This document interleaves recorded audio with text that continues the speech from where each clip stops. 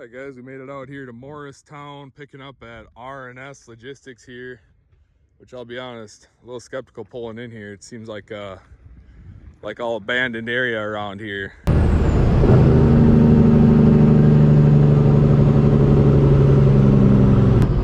Real way to tell from the camera angle here, but this is a massive slope in here. I'm about head to head the top of my truck right now. You back down into these docks here, then they get you loaded up. But let's see what it looks like if we come from the other way here. You can see the truck is pointing to the sky pretty much. Boys, we stopped here in Fickle, Indiana at the BP mud flat pad for like $340 or $340, $330 something, I don't remember. But it's a little chilly, as you can hear my voice. Got the old breath out here now. It's like 20 some degrees, but anyways, I put 50 gallons in. I put 45 in the truck and then 5 in there.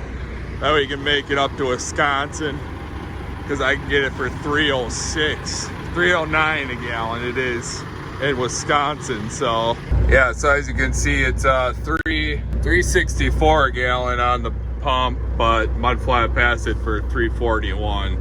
Well, it's a good day when they get you off a whole day early. Come on. That is one thing I kind of like about doing like these kind of loads, not food loads, is that most of the time they love when you get there early. Food loads, you get there early, you all know how it is. Probably wait an extra day just for getting there early.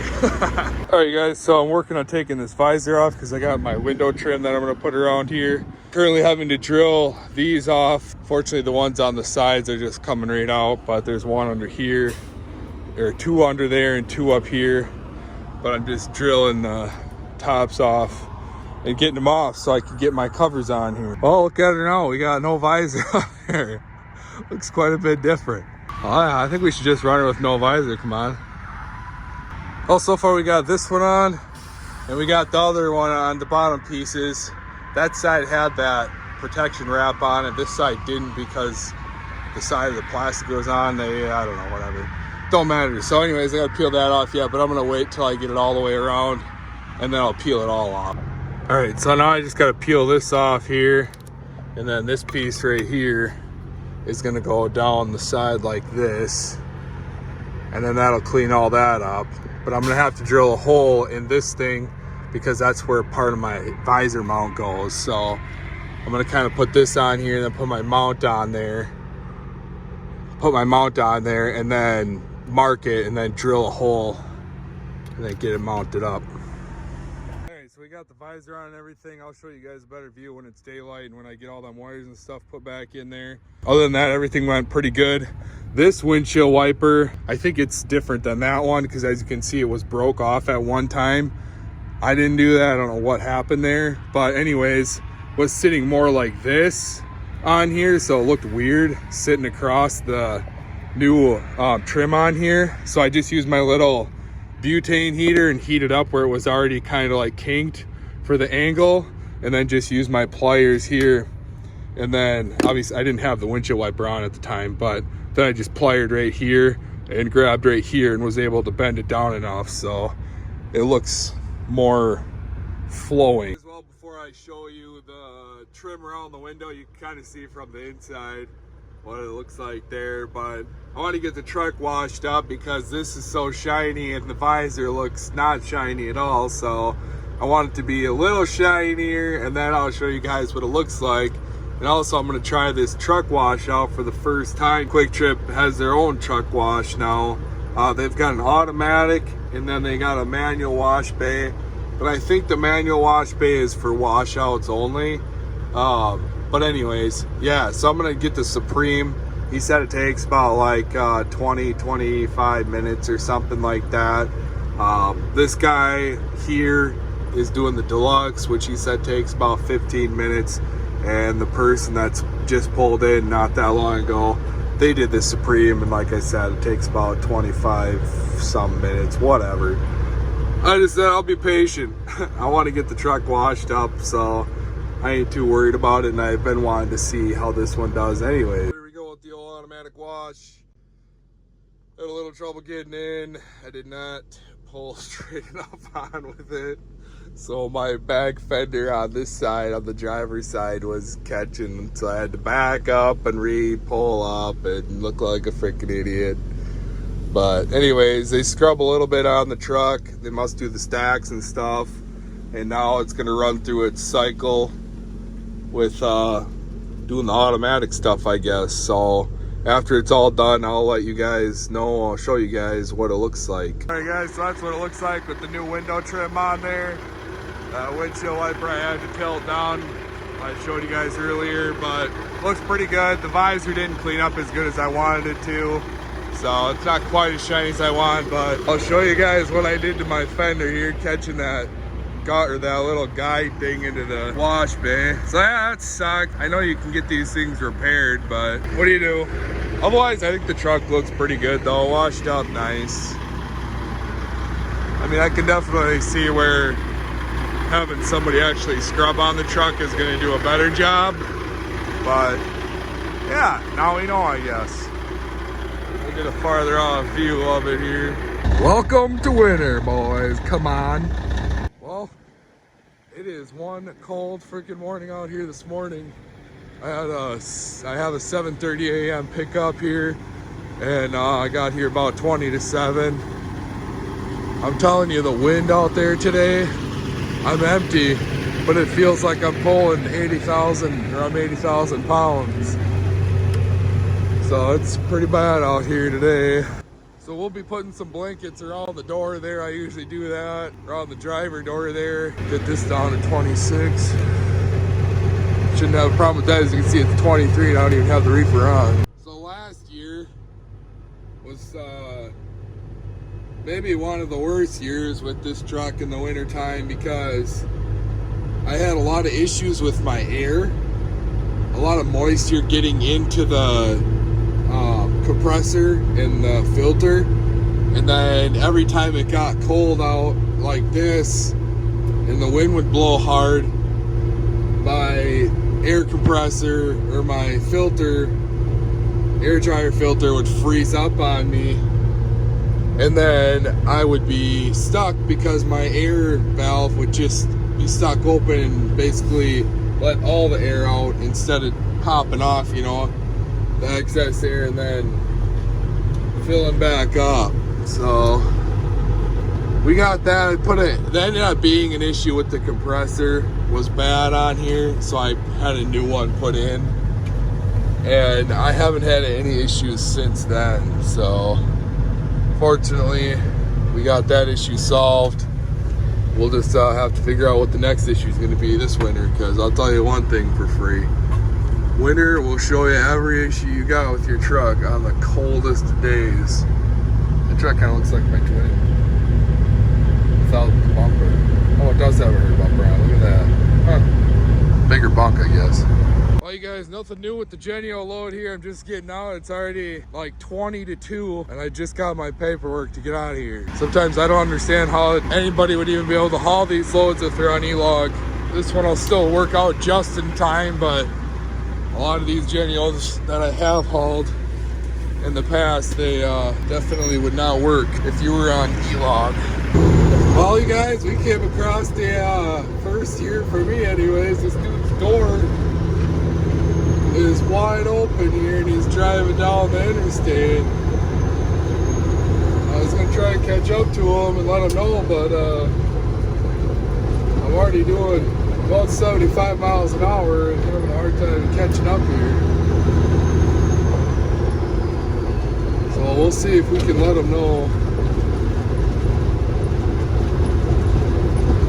that all this traffic just, well, there he's getting in the right lane. Get up beside him here. Oh, he must have saw it.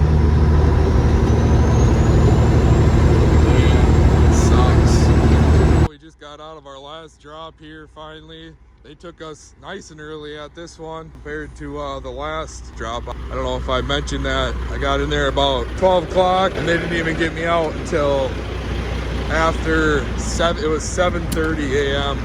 when they got me out of there. 6 hours it took them to get me unloaded. Working out, now we're gonna head over to Rochelle, Illinois. And we got a 2-stopper we're picking up there. Our first stop will be in Brooklyn Center, Minnesota. And then we will head over to Hopkins, Minnesota, back over to UNFI there. It'll be a next day. So pick up tonight, deliver tomorrow about noon. And then we gotta wait all the way till the next day to drop off the last bit of the load. Kind of sucks when they're like that, but it's a lot better than the water load I was gonna take. So let's get her moving. All right, guys, we're headed up here to Pewaukee quick. I'm gonna grab some fuel there instead of going down into Illinois. I'll spend a little to get to Pewaukee here. Doing the math, be about 27 bucks, you know, approximately, to drive up here to grab it. But in the end, I'll save about over $40 by fueling up here. So definitely worth the extra about 40 miles back over here and then dropping down into Illinois. So we're just gonna run up here. If you guys want to check out the Mudflap app, fuel has been pretty reasonably priced recently. Seen as low as $2.89 actually on Mudflap, and compared to on the pump price, I've seen as high as still $3.50 something, down to like $3.20s. But I mean, why pay that when you can get it for $2.89, $2.87? So yeah, we're gonna head up here and grab some fuel, and then get on the way down to Rochelle. I got time since pickup's not till 10 p.m. and it's only 1 right now. All right, guys, so we're just finishing up the last tank here. It's like about filling up, but you can see it's 334 on the pump, about 682. I'll put a little more in here. Like I say, I don't like to get it too far up to the top, otherwise it kind of comes out of the tank a little bit when you're driving down the road.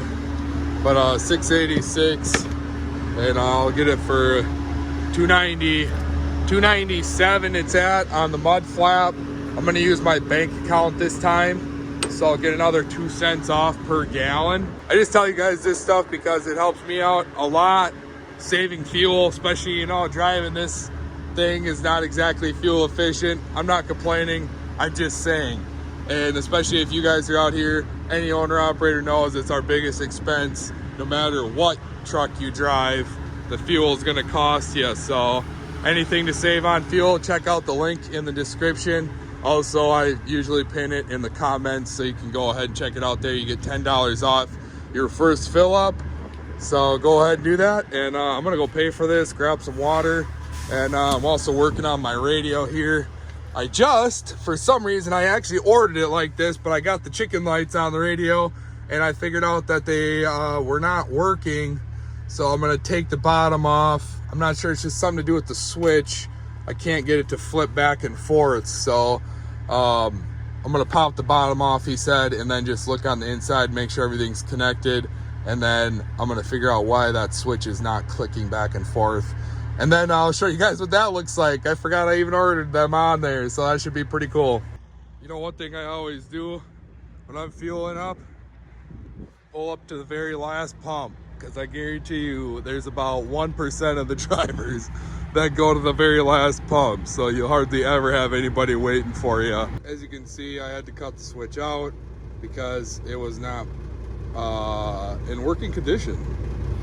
May not have helped that I twisted the nut on here a little too hard, and this thing like snapped off, as you can see. Oh, that's how I do stuff, you know. But I might actually just wire it up to be on full time. Check that out. Be cool in the nighttime, I bet. There's 3 of them on there. Let me wire it up and then I'll put it back together and show you guys. And then we will end up getting another switch so we can flip it on and off. But right now I want to have it on all the time because I think that'd look pretty sweet. So I'm going to get this put together here and then I'll show you guys what it looks like once I get it back up in its holder there. So I just got it wired up there, and as you can see, we got our nice little chicken lights running on the radio now. Come on. I'll show you guys what it looks like at nighttime. Obviously, it's not super bright right now in the daytime, but I don't even know if you can see. Put my hand under it there. It's got a good little glow to it, so that'll be cool to see at nighttime when it finally lights up the interior a little bit. But we're finally gonna get on our way to Rochelle now and get her loaded up, and then probably pass out there by the time I'm loaded and head out in the morning time, and then make our way back to Minnesota. Well, we got this monster oversized load here. It's crazy watching him come in, because when he came around to go to the fuel island there, those rear axles actually turned. I've actually never seen that before. But how do you guys even get anywhere with these trailers? I mean, they're scraping the ground practically, just driving at normal conditions, or what? I don't know how you say that. But I don't know if he's caught up on the hump in the pavement here or what the deal is. But he just stopped there, got out. Yeah, he's out there looking at it now. Let's just checking everything over. I don't know. Crazy though. Pretty big load. And I just can't believe how low them things sit to the ground. And then they travel down. Oh yeah, you see he's looking at the ground there. Huh. Yeah. Anyways, we're in Rochelle and we're just chilling. We're only about 5 minutes away from our delivery. You can see these chicken lights on here. Unfortunately, the camera does not pick up the shine of the light very well at all, but it actually lights all this up a lot. It's pretty sweet looking in person. It'll look better once I get my dash wrapped up here in white. It'll look real cool. So finally got some more purple going on. Looks pretty sweet. Didn't even know that was it's funny because when I got it, I ordered it that way and then completely forgot about it and always wondered what that switch was. Come to find out, they're for the chicken lights on there. So it's like we got another big old flatbed pulling in here. Long load for them. They're even hanging over the front and still hanging over. Oh, that looks like one of them stretchable flatbed things. So I'm sure it's going to start getting packed up here. It's about 5 o'clock and these parking lots get filled by 6 p.m. and then there's about 0 parking for any drivers. And that's why all these drivers come off the road at 5:30, 6 o'clock, because they got nowhere to park if they don't. So nice old Freightliner for you. These guys must run together. Another big load of pipe. I always see them on 39 coming out of Illinois, but I don't know where they come from. So I wonder if they come up 39 and head up, because they're always going through Wisconsin out of Illinois. Dang, boys, look at this W900 with spread X on there. That thing is clean. Come on. Damn.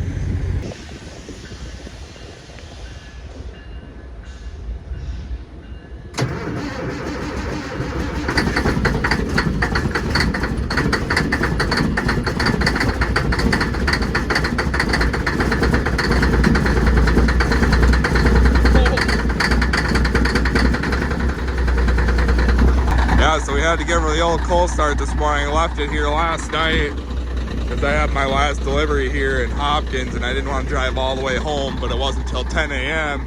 and my other delivery was done by noon. So had Maddie drive me back down. Wally! Hi! Hi! We're getting loaded up here in Zumbrota. We got to load over to Fort Wayne, Indiana here to deliver tomorrow on Friday.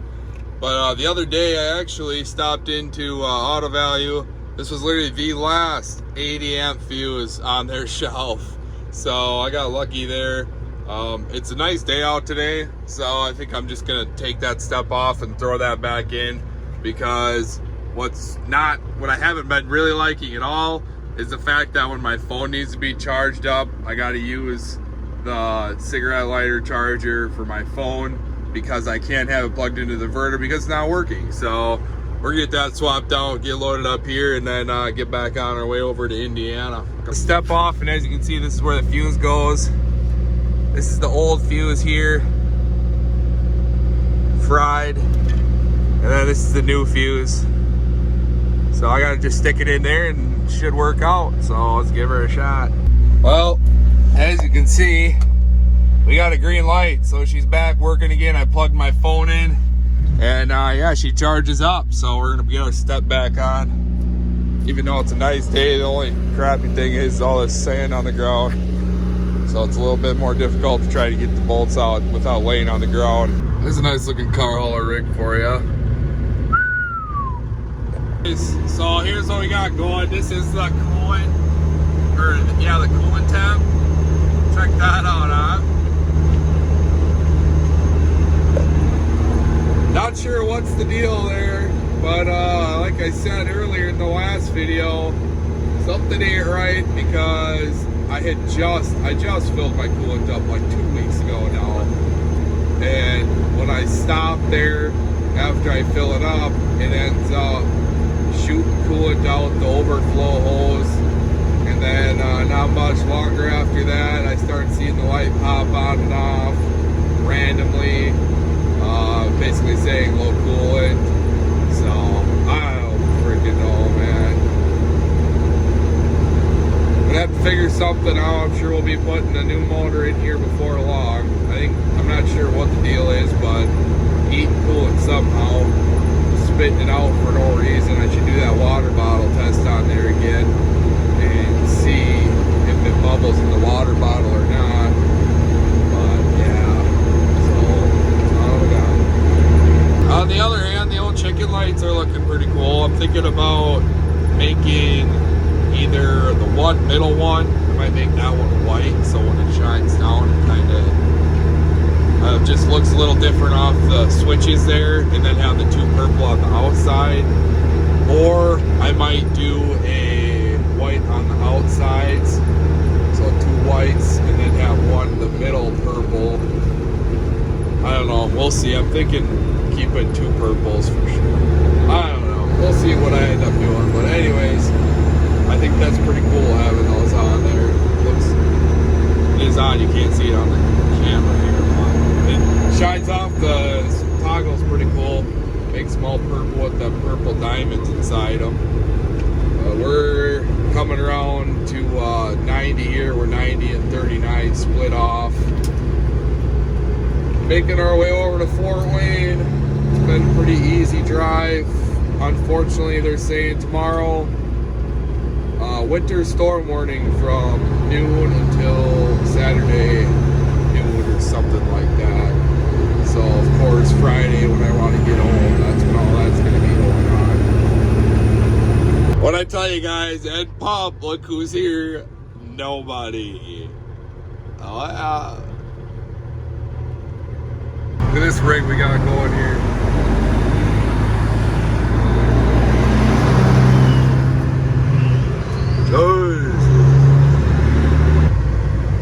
Well, looks like we're gonna be stuck here on 94. Somebody just jackknifed her across the road.